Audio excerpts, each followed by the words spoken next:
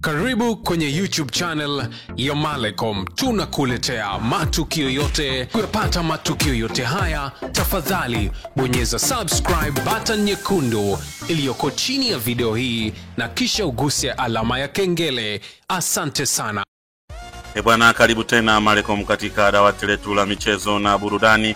Tujuzane yale yote yanajiri katika viunga vya michezo ndani na nje ya nchi. Na habari kubwa hivi sasa ambayo imetufikia ni kutoka nchini Morocco, ambapo tumeinasa ya ndani kabisa kuhusiana na mkataba wa Stefan Aziz Ki. Nini kipo ndani ya mkataba huo ambao umezua gumzo kwelikweli ndani na nje ya nchi, hasa kwa wapenda soka ambao wanashangaa ni mkataba wa aina gani huu ambao umesainiwa. Lakini kabla sija kujuza hayo, nikukumbushe tu wewe ambaye bado hujasubscribe ufanye hivyo kwa kubofya maandishi yaliyoandikwa neno subscribe chini ya video hii.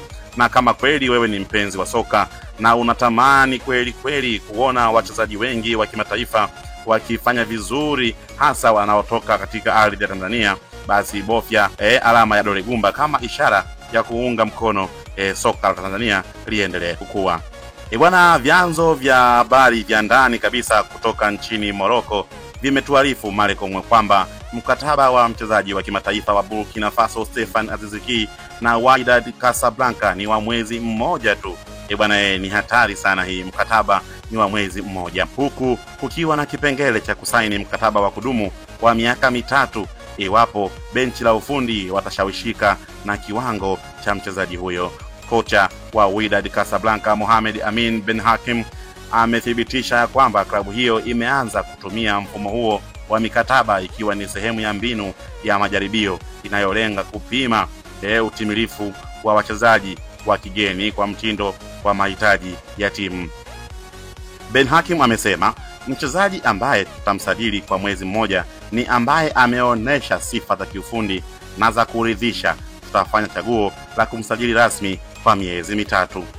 Na kocha huyo aliendelea kusema ya kwamba hatua hii inayowakilisha mkakati wa maksudi wa uongozi wa Wydad Casablanca kulinda maslahi ya klabu.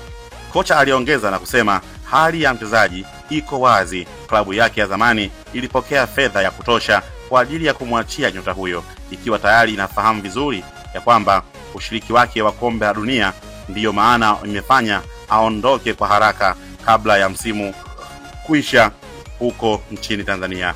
Zoezi la kununua mkataba wake litaanzishwa baada ya mwezi mmoja. Hiyo habari imezua mkanganyiko, wakati huku tukiamini ya kwamba Stefan Aziz Ki ameuzwa kwa bilioni 1.8, lakini huku nako inasemekana bado malipo hayakukamilika vizuri na hawaweki wazi ni kiasi gani ambacho kimetolewa.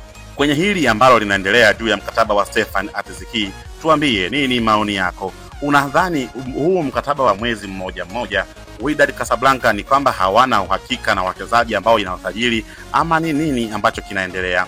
Malecom tupo kwa ajili yako. Kwa heri kwa sasa, mpaka wakati mwingine. Bye bye.